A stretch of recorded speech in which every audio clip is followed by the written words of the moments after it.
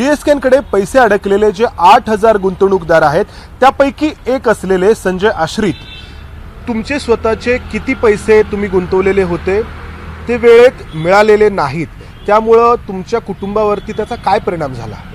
माझे डीएसकेकडे भागीदारी संस्थेमध्ये 8 लाख रुपये ठेवीच्या स्वरूपात होते. त्यानंतर फ्लॅट बुक केला होता पिरंगुटच्या पुष्पबनमध्ये, तिथं 3,54,000 होते आणि डिबेंचर्स जे होते डीएसके डीएलमध्ये त्याच्यामध्ये साधारण 25,000 रुपये ते होते. म्हणजे साधारण 13 लाखाच्या घरामध्ये माझी टोटल गुंतवणूक होती.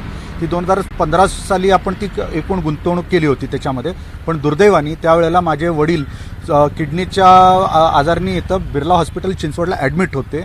मग त्या ह्याच्यामध्ये पैसे त्यांना लगेच मागितले मी की बाबा माझ्या वडिलांचं ऑपरेशन करायचं आहे, तर तुम्ही पैशाची मला परत ती विड्रॉल करायची हे संधी द्या.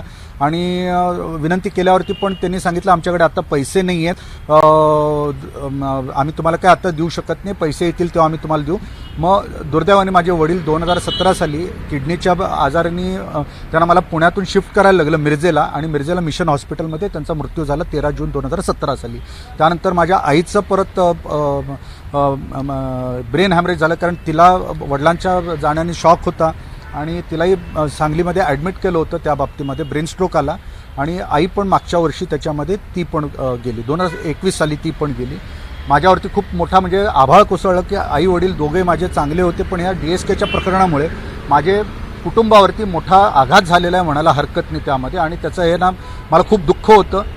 डीएसकेना कदाचित अजूनही वाटत नसेल त्या बाबतीमध्ये. लोकांचे माझ्यासारखे इतर लोक पण आहेत ज्यांचं खरं हे दुःखणं खूप मोठं आहे, ज्यांना अजूनही आज सुद्धा ठेवीदारांचा मृत्यू देखील झाला, जसे तुमच्या आई वडील वरती नक्की ठेवीदारांचा मृत्यू झालेला आहे. आणि आज दिवसांदिवस रोज असे मरतायत त्याच्यामध्ये पैशाच्या अभावी. त्याच्यामध्ये आता डीएसके सुटून आलेत आणि त्यानंतर या ज्या काही मालमत्ता आहेत डीएसकेच्या, काही जप्त केलेल्या आहेत, काही तशाच आहेत. या विक्री करण्याची प्रक्रिया एकीकडे NCLT मार्फत किंवा न्यायालयाच्या मार्फत सुरू आहे. मात्र दुसरा एक प्रस्ताव समोर येतोय की पुन्हा त्या मालमत्ता रिलीज करायच्या, पुन्हा त्या विकायच्या आणि मग तुमच्यासारख्या ठेवीदारांची देणी भागवायची.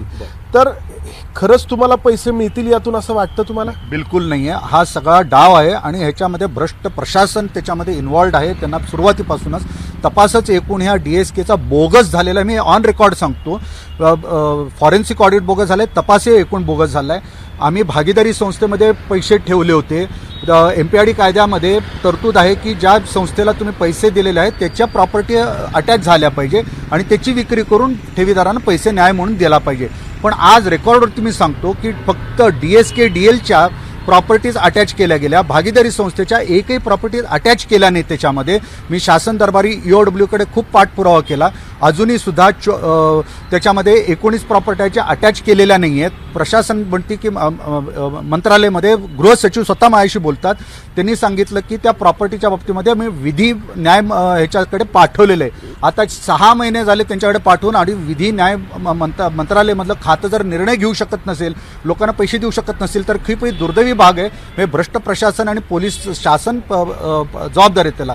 आता हे दुसरा भाग आहे त्याच्यामध्ये की DSK DLची जी काय प्रॉपर्टीज होत्या ती आशदांकडे NCLT मार्फत आता हस्तांतरित झाली आहे. त्याची प्रक्रिया आता पूर्णत्वाला आलेली आहे. आता ती कदाचित NCLT मध्ये कोणी जाईल, अपील करेल किंवा सुप्रीम कोर्ट.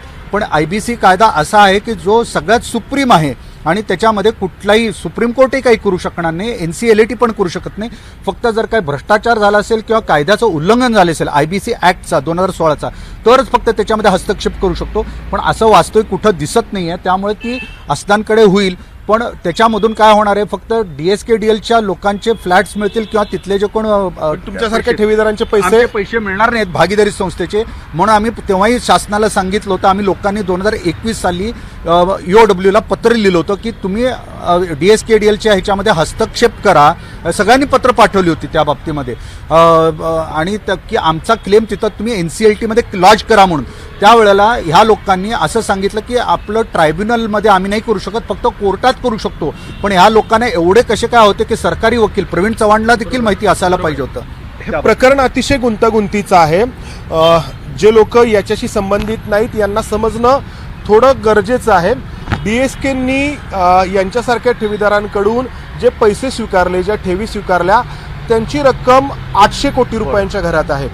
त्याचबरोबर DSKनी बँकांकडून जी कर्ज घेतली त्यांची रक्कम ही जवळपास 1200 कोटी रुपयांच्या घरामध्ये आहे.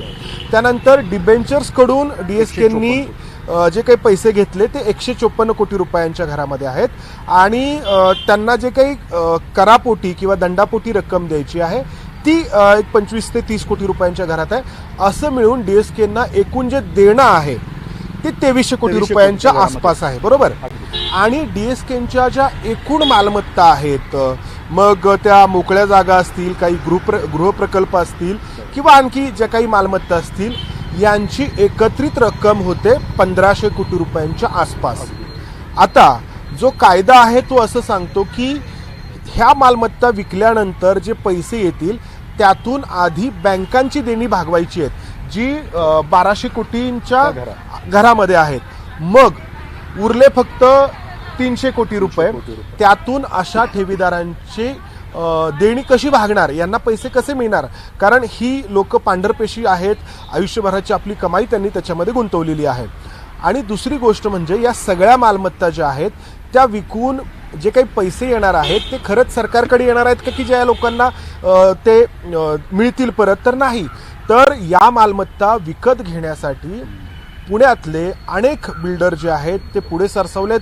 अनेकांच्या या मालमत्तांवरती डोळा आहे आणि या मालमत्ता येनकेन प्रकारे आपल्याकडे घेण्यात याव्यात यासाठी पुण्यातील एक मोठे ज्वेलरी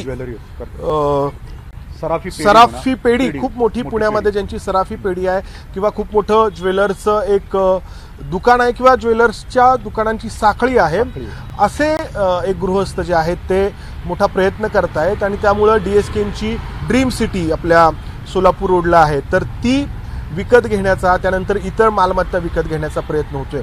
मात्र यातून जे काही पैसे येतील विकत घ्यायलाही हरकत नाही, फक्त हे पैसे या अशा गुंतवणूकदारांना परत मिळतील का, कारण 100हून अधिक लोक मधल्या काळामध्ये मृत्यू पावलेली आहे, बरोबर.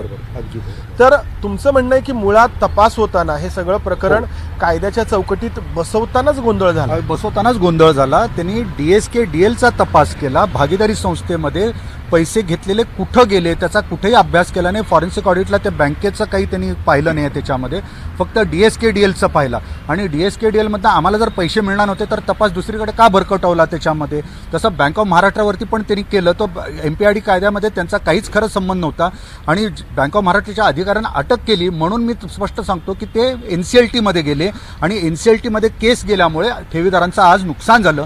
ह्याला पूर्णतः पुणे पोलिसांचं ईओडब्ल्यू जबाबदार आहे आणि त्या लोकांनीच, शासनाने आम्हाला आता बेलआउट करावं, पैसे आम्हाला द्यावे, शासनाने पूर्ण जबाबदारी घ्यावी.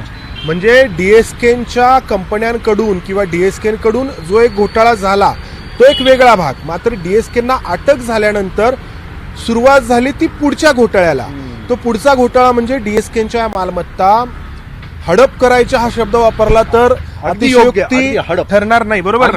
हडप कशा करायच्या, म्हणजे एक घोटाळा संपला की पुढे दुसरा घोटाळा सुरू झाला की अशा स्वरूपामध्ये त्या जप्त करायच्या, काही तशाच ठेवायच्या जेणेकरून पुन्हा केस जी आहे ती एनसीएलटी मध्ये जाईल, न्यायालयाकडे जाईल आणि न्यायालयाच्या मार्फतच त्या आपल्याकडे ओढायच्या किंवा कायदाच असा तिथे राबवलाय असं दाखवायचं.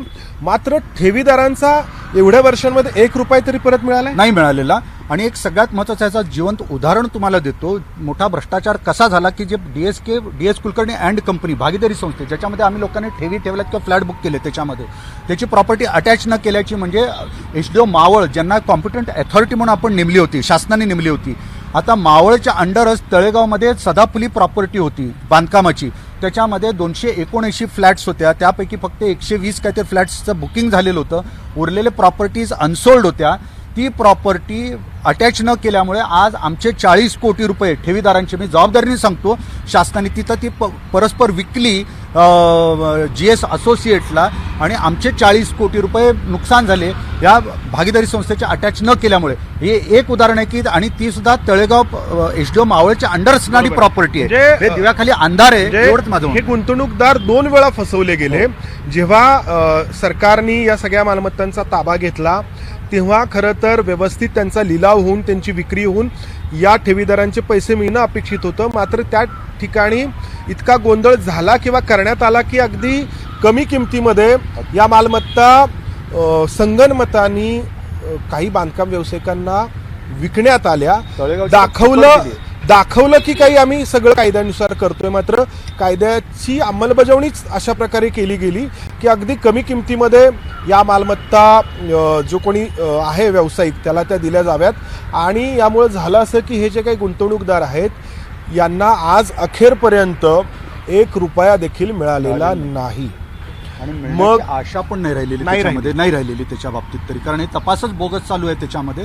ह्याचा माझं तर एक विनंती आहे की तुम्ही मीडियामार्फत रिटायर्ड चीफ जस्टिसच्याकडनं मुंबई उच्च न्यायालयाच्या निवृत्त न्यायाधीशांमार्फत ही पूर्ण चौकशी DSKच्या असेटच्या बाबतीमध्ये जो काय प्रकार झालेला आहे, जे अटॅच नाही करायला लावले किंवा जे अटॅच झालेले सोडवले किंवा त्यांची न अटॅच झालेली विक्री केली. तुम्ही खूप वर्षांपासून DSKशी संबंधित होतात, तुम्ही वैयक्तिकरित्या त्यांना ओळखायचं. आता काही जण असं म्हणतात की DSK ने ह्याच्यामध्ये अडकवलं, गुंतवलं, राजकारण झालं. नाही, बिलकुल काही राजकारण झालेलं नाहीये किंवा त्याच्यामध्ये कोणी त्यांना अडकवण्याचा प्रयत्न केला नाही. DSKनी पॉन्झी स्कीम मध्ये पैशाला व्याजामध्ये बुडालेला व्यक्ती आहे तो लोकांना ठेवीवरती 30-32% व्याज देत होता. म्हणजे वार्षिक ह्याच्यातून कुठला धंदा आहे की ज्याच्यामध्ये 20-30% व्याज देऊ शकतो?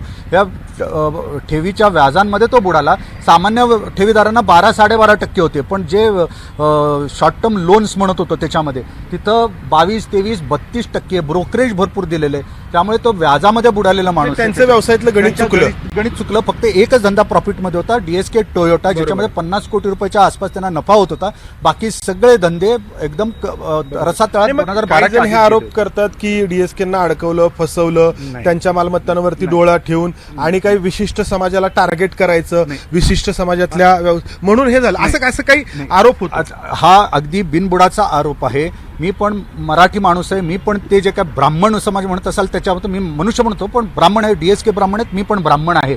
पण तरीही मी DSKची बाजू नाही घेणार. मराठी आहे म्हणून मराठीचा खोट, मराठी माणसाने दुसऱ्या मराठी माणसाला फसवलेलं आहे, हा लोकांनी विचार करावा. ज्या लोकांनी म्हणतात की मराठी माणसाला बुडवलं, व्यावसायिकाला बुडवलं, असा तो जर म्हणत असेल तर त्या लोकांनी पैसे गोळा करावेत आणि गरीब मराठी माणसांना खरंच न्याय मिळवून द्यावा, पैसे द्यावा. असं याला कुठं फुकट राजकारण करू नये, त्याला वेगवेगळे फाटे फोडू नये. यांनी या सगळ्या प्रकरणामध्ये त्यांचे आई वडील गमावलेले आहेत. सामान्य माणसासाठी 13 लाख रुपये ही मोठी रक्कम असते.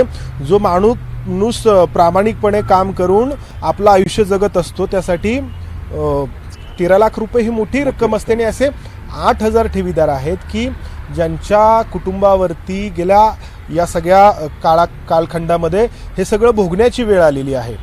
त्यामुळं एक घोटाळा तर झाला, आता दुसरा घोटाळा सुरू आहे आणि तो अतिशय सूत्रबद्ध पद्धतीनं सुरू आहे. त्यामुळं आता तरी ज्यांच्यावरती जबाबदारी आहे अशा राज्यकर्त्यांनी याची दखल घेण्याची गरज आहे आणि या अशा ठेवीदारांचे पैसे परत मिळतील यासाठी प्रयत्न करण्याची गरज आहे, नक्की त्यांच्यामध्ये सहभागी होण्याची.